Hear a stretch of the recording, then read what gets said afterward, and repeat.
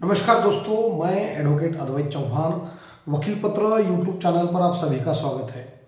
दोस्तों, आज मैं ये जो वीडियो अपलोड आज कर रहा हूँ, लाइव कर रहा हूँ, तो ये बहुत दिनों के बाद लाइव हो रहा है। लगभग 1 महीना पहले हमने वीडियो किया था, बीच में 1 महीना मैं वीडियो नहीं कर पाया। तो सबसे पहले तो मैं आपको बताना चाहता हूँ कि गत महीने भर में मतलब कोर्ट का जो कामकाज था, कोर्ट के जो केसेस थे उसमें थोड़ा मैं व्यस्त हो गया था। बीच में थोड़ा बाहर गांव भी आना जाना, कोर्ट के विषय के संबंध में जाना आना मुझे पड़ा।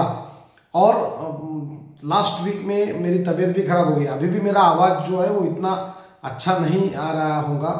तबीयत बिगड़ गई, फिर दवाखाना मतलब हॉस्पिटल जाना पड़ा, वो ट्रीटमेंट, फिर 1 हफ्ता उसमें चला गया। तो इसलिए मैं वीडियो इच्छा होके भी नहीं कर पाया।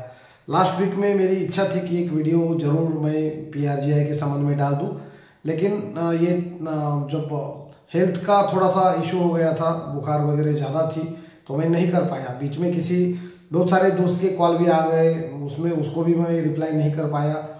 तो ये सब आज मैं इसलिए बता रहा हूँ कि बहुत बार ऐसा होता है कि हम किसी को कॉल करते हैं, कॉल का उत्तर वगैरह नहीं आया, जवाब नहीं आया, तो हम थोड़ा मिसअंडरस्टूड करते कि भाई एग्जैक्टली क्या हुआ है, क्यों नहीं अभी तक मतलब कॉल क्यों नहीं आया है।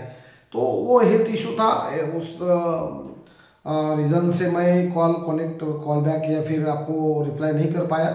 लेकिन अभी मैं फिर से वर्क जो है हमारा रिज्यूम हो गया। और वैसे भी अद्वैत कंसल्टेंसी की तरफ से मैं ये बताना चाहता हूँ कि हम सिर्फ ऑर्डर लेके नहीं रखते हैं। हमारे पास जो काम पड़ा हुआ रहता है उसको पूरा निपटा देते, पूरा खत्म कर देते, उसके बाद में ही नए ऑर्डर हम लेते।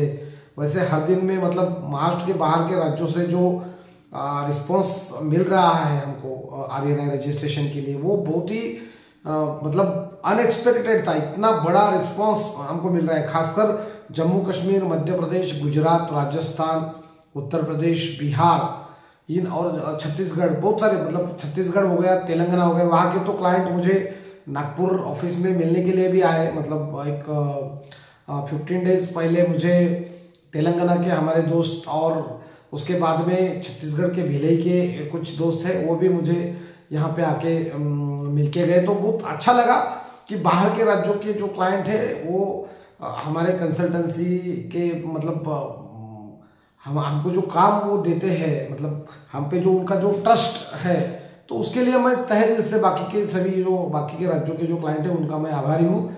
महाराष्ट्र का इसलिए नहीं क्योंकि ये तो मेरे दोस्त लोग ही है, हम सब मतलब मैं महाराष्ट्र से बिलोंग करता हूँ, तो सब लोगों को वैसे भी हम पर्सनली पहचानते हैं। लेकिन बाहर के जो क्लाइंट है उनके लिए मेरा जो अनुभव है बहुत अच्छा रहा। और पुनश्च मैं सभी का धन्यवाद जो है वो देना चाहता हूँ कि हम पे आपने जो विश्वास जताया है उसको हम 100% उसको खरा उतरेंगे। और आपके जितने भी जो रजिस्ट्रेशन के संबंध में जो काम है, क्योंकि अभी बाहर के राज्यों के खासकर ओनरशिप जो है, ओनरशिप ट्रांसफर के काम ज़्यादा अभी चल रहे हैं। उसके बाद में प्रिंटिंग प्रेस रजिस्ट्रेशन के काम भी बहुत ज़्यादा चल रहे हैं। तो ये सभी कामों के लिए आपने हमको जो अलॉट कर दिया एज अ कंसल्टेशन फर्म करके, आपका जो वर्क दे दिया उसको हम विहित जो कालावधि है उसके पहले ही हम कंप्लीट कर देंगे। दोस्तों, फिर से एक बार बताना चाहता हूँ, खासकर महाराष्ट्र में जो लोग अभी नए वर्तमान पत्र शुरू करना चाहते हैं, नए पाक्षिक साप्ताहिक शुरू करना चाहते हैं, उनके लिए बताना चाहूँगा कि अभी हमारे महाराष्ट्र जो है वो इलेक्शन मोड पे है। तो बहुत बार ऐसा होता है कि आपने फॉर्म भर दिया, फिर वो DM के पास चला गया, फिर वहाँ से कोई कार्रवाई नहीं हुई, क्योंकि लगभग हर जिले के जो DM है वो इलेक्शन ऑफिसर का पूरा प्रभार उनकी तरफ रहता है और प्रायोरिटी जो है वो इलेक्शन संबंधी कामों में रहती है। इसलिए वो ऐसा हो सकता है कि आपके एप्लीकेशन के तरफ वो थोड़ा ध्यान नहीं दे सकेंगे या फिर उसको फॉरवर्ड नहीं कर पाएंगे। तो कोई चिंता का विषय नहीं है, आप स्ट्रेस जो है बिल्कुल मत ले लो, क्योंकि उनके पास सिर्फ 60 डेज ही रहते हैं। एंड मतलब जब भी 60 डेज कंप्लीट होते हैं, जैसे ही 61st डे को उनको ऑटो फॉरवर्ड जो अपना हमारा एप्लीकेशन है, फिर उस दिन छुट्टी भी रही तो भी हमारा एप्लीकेशन ऑटो फॉरवर्ड होता है PRGI को। तो इसलिए मैं बोल रहा हूँ कि जिनको करना है अभी तो अभी कर सकते हैं, क्योंकि 2 महीने इलेक्शंस में तुम्हारे निकल जाएंगे और तब तक तुम्हारा NOC भी जो है वो क्लियर हो जाएगा। और एक बात मुझे कहना मतलब आपको कहना है, आपको बताना है कि बहुत दोस्त लोगों को एक मिसअंडरस्टैंडिंग है कि प्रिंटिंग प्रेस एनओसी जो है ऐसा कोई डॉक्यूमेंट है या फिर ऐसा कोई उसका कोई फॉर्मेट है क्या। तो दोस्तों प्रिंटिंग प्रेस के संदर्भ में बताना चाहूँगा कि पहले क्या होता था, पीआरबी एक्ट में कोई भी स्टैम्प पेपर पे, 100 रुपये के स्टैम्प पेपर पे कोई भी प्रिंटिंग प्रेस का नाम डालते थे और एक सील वहाँ पे लगा लेते थे 100 रुपये का बनाकर और वो भेज देते थे और रजिस्ट्रेशन हो जाता था। तो उसमें क्या हो गया कि हमारे महाराष्ट्र में 20,000 से ज़्यादा प्रिंटिंग प्रेस वैसे रजिस्टर्ड हो गई थी। अभी फिलहाल महाराष्ट्र में सिर्फ 110 मतलब 110 से ज़्यादा प्रिंटिंग प्रेस रजिस्टर्ड नहीं है।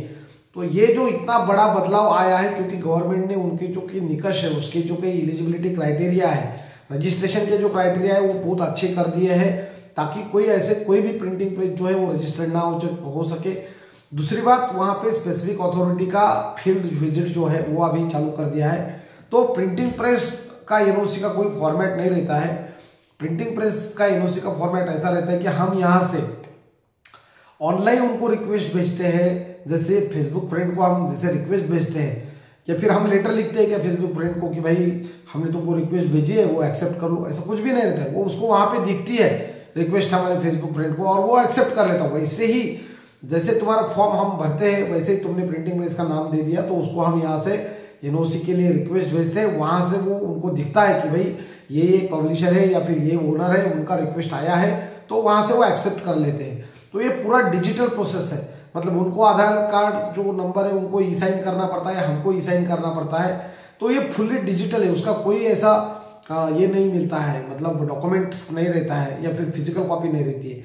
तो बहुत लोगों को ये जो गलत फहमी है वो निकालनी आपको पड़ेगी कि there is no physical format of NOC, मतलब एनओसी फॉर्मेट नहीं है, कुछ भी एनओसी फॉर्मेट नहीं है प्रिंटिंग प्रेस का, वो पूरी डिजिटल प्रोसेस है। तो उसके बाद में कलेक्टर को पत्र देना अनिवार्य है का बहुत सारे लोगों का, मतलब बहुत सारे दोस्त हैं वो कॉल करते हैं कि सर हमारा एप्लीकेशन तो उनके पास तो चला गया, फिर हमको पत्र देना चाहिए या नहीं देना चाहिए, उनसे मिलना चाहिए या नहीं मिलना चाहिए। तो देखो तो डिपेंड करता है कि बहुत महाराष्ट्र के लगभग सभी जिलों में कोई भी कलेक्टर ऑफिस से कैरेक्टर वेरिफिकेशन सर्टिफिकेट जो है वो या फिर पुलिस क्लियरेंस सर्टिफिकेट जिसको पीसीसी बोलते हैं वो नहीं मांगते हैं, लेकिन महाराष्ट्र के बाहर जो स्टेट है, बाकी के जो स्टेट है वहाँ पे पीसीसी मांगते हैं। तो मेरा ये कहना है कि उनको मिलने की कोई ज़रूरत नहीं रहती है। फिर भी अगर आपको लगता है कि तुम्हारे संबंध अच्छे हैं और तुम उनको जाके मिले तो वो थोड़ा जल्दी फास्ट फॉरवर्ड कर देंगे, तो आपने जरूर मिलना चाहिए। उसके लिए क्या क्या साथ में चाहिए, तो उसके लिए आपकी 1,000 रुपये की जो गवर्नमेंट रिसिप्ट है वो चाहिए। उसके बाद में तुमने जो फॉर्म ए और बी भर दिया है, पार्ट ए और बी, वो दोनों चाहिए। तो ये सब कलेक्टर ऑफिस में देने के बाद में वो तुम्हारा एप्लीकेशन अगर फास्ट मूव करते हैं तो उसका फायदा हमको रजिस्ट्रेशन में हो जाता है। लेकिन इट इज़ नॉट कंपल्सरी, मतलब ऐसा नहीं है कि उनको मिलना ही चाहिए। तो ये जो प्रश्न है बहुत सारे लोगों को जो बार बार मतलब ऐसा पूछते थे बहुत बार लोग कि सर ये कैसा, तो ऐसा नहीं रहता है। तीसरी एक महत्वपूर्ण बात है कि कितने दिन लगते हैं रजिस्ट्रेशन आने के लिए। अभी ये इतना कॉमन सवाल मतलब बन गया है कि बहुत बार लोग पूछते हैं कि सर एग्जैक्ट कितने दिन लगते हैं। तो देखो एग्जैक्ट हमने जितने भी रजिस्ट्रेशन किए अभी तक, जितने कुछ रजिस्ट्रेशन हुए उसमें मिनिमम जो कालावधि लगा है वो मिनिमम लगा है 85 डेज मिनिमम, मतलब कम से कम 85 दिन हमको लगे, ज़्यादा से ज़्यादा 8 महीने तक हमको लगे हैं। तो ये डिपेंड करता है, वेरी करता है। पहले 8 महीने जिसको लगे वो एक्चुअल जब प्रोसेस में था, ये प्रेस सेवा पोर्टल तभी के है, मेरे खुद का पेपर था वकील पत्र, उसको 8 महीने लगे, लेकिन तब अलग सिस्टम थी। अभी पूरा डिजिटलाइजेशन हो गया है, अभी इतना टाइम नहीं लगता है। तो पकड़ लो कि 3-3.25 महीने में हमारा रजिस्ट्रेशन आ जाता है। टाइटल लेटर नहीं आता है दोस्तों। बहुत सारे लोग बोलते हैं कि टाइटल हमारा कब आएगा, तो नए कानून में टाइटल का कोई प्रावधान नहीं है, टाइटल नहीं आता है, डायरेक्ट रजिस्ट्रेशन आता है। एक प्रश्न और रहता है कि सर हम 5 नाम देते हैं तो कौन सा नाम उसको मिलता है। देखो भाई कौन सा नाम मिलता है ये तो निर्भर करता है उनके पास जो डेटाबेस है उस पर निर्भर करता है। तो हम ऐसा नहीं बता सकते कि यही मिलेगा, लेकिन प्रायोरिटी जिसको प्रोबेबिलिटी ज़्यादा है वो मिलने के चांसेस बहुत ज़्यादा रहते हैं। लेकिन कभी कभी ऐसा देखा है, अभी हमने फॉर्म भरे तो उतना हमको ये पता है कि कोई कभी कभी ऐसा होता है कि 80% वाला रिजेक्ट हो जाता है, 30% वाला सिलेक्ट हो जाता है। तो ये डिपेंड करता है कि डेटाबेस जो है वो हमारा नाम कैसा है और उनके डेटाबेस में वैसा कोई नाम ऑलरेडी रजिस्टर्ड है क्या, ये वहाँ पे देखते हैं, क्रॉस वेरीफाई होता है और उसके बाद भी नाम मिलता है। और एक प्रश्न बहुत बार लोग पूछते हैं कि सर ये कितने दिनों में हमको प्रिंट करना चाहिए। तो वैसा नहीं, एज अर्ली एज पॉसिबल, ऐसा 1 महीने के पहले ही तुमने चालू करना चाहिए। लेकिन जैसे कि तुमको कल रजिस्ट्रेशन आता है तो आज भी तुम चालू कर सकते, मतलब कल आ गया तुम्हारा रजिस्ट्रेशन, दूसरे दिन से तुम चालू कर सकते हो, तीसरे दिन से चालू कर सकते हो। एक प्रश्न और था कि क्या कलेक्टर को डिक्लेरेशन देने की जरूरत है? तो बिल्कुल नहीं, कोई डिक्लेरेशन देने की जरूरत नहीं है। जैसे ही हमारा रजिस्ट्रेशन सर्टिफिकेट आ जाता है उस आधार पर हमने तुरंत हमारे प्रिंटिंग प्रेस को कांटेक्ट करते पहला इशू जो है वो निकालना चाहिए, उसको प्रिंट करना चाहिए। और एक प्रश्न था कि पीडीएफ कैसे अपलोड करनी चाहिए? तो पीडीएफ अपलोड नहीं करनी है दोस्तों, फिर से मैं आप बता रहा हूँ। बहुत लोग मिसगाइड होते हैं, बहुत लोगों को कोई लेना देना नहीं रहता है। बहुत लोग ऐसे रहते हैं कि सर तुमने तो बोला है पीडीएफ अपलोड कर सकते हैं। तो फिर से एक बार सुनो कि नए कानून में फोटो निकाल के, पेपर का फोटो निकाल के उसकी पीडीएफ बना के वो अपलोड करना है। डायरेक्ट तुमने जो पीडीएफ सॉफ्टवेयर में बनाई है वो अपलोड नहीं करनी है। अगर तुम ऐसा पीडीएफ अपलोड करते हो जो सॉफ्टवेयर में बनाई है तो इट इज़ नॉट वैलिड। तो तुमको फोटो निकालनी पड़ेगी, तुम्हारे प्रिंटिंग प्रेस से जो पेपर आता है उसको टेबल पे रख के उसके हर एक पन्ने का फोटो निकाल के उसको पीडीएफ बना के वो पीडीएफ तुमको अपलोड करनी है ना, जल्द से जल्द करना है। दूसरी बात, और एक बात बहुत सारे लोग पूछते हैं कि कलेक्टर ऑफिस में देना चाहिए क्या पेपर? तो कोई ऐसी जरूरत नहीं है, क्योंकि आगे उन्होंने बोला है कि फिजिकल कॉपी सिर्फ और सिर्फ जो है वो पीआईबी ऑफिस में आप जमा करें, जो रीजनल ऑफिस रहता है तुम्हारा प्रेस इंफॉर्मेशन ब्यूरो का, वहां पे तुम जमा करो। और स्टेट के अलग अलग पॉलिसी, हर एक स्टेट के अलग अलग पॉलिसी है। ये पीआईबी को जो है वो रेगुलरिटी रीजन और डीओपी के बाकी के रीजन के लिए हम वहां पे जमा करते हैं। लेकिन जो स्टेट के, जैसे हमारे महाराष्ट्र का डीजीआईपीआर है, वो वहां पे डीआईओ के पास जमा करना पड़ता है। तो ये डिपेंड करता है कि तुमको कौन सा मतलब सुविधा कौन सी चाहिए, उस हिसाब से तुमने वो जमा करनी चाहिए, है ना। तो ये सब चीजें। दूसरे एक महत्वपूर्ण बात की फिर से मतलब दोहरा रहा हूँ, बहुत बार एक प्रश्न आता है कि सर कितने पैसे लगते हैं। देखो मैंने पहले ही बताया कि मेरा कंसल्टेशन चार्जेस जो है 5000 है, गवर्नमेंट की फीस 1000 रुपये, 100 रुपये का स्टैम्प पेपर लगता है, 100 रुपये उसको नोटरी करने के लिए लगते हैं। और प्रिंटिंग प्रेस का एनओसी का जो है, अभी बहुत प्रिंटिंग प्रेस ऐसे है वो कि एनओसी के लिए सिक्योरिटी डिपॉजिट लेते हैं।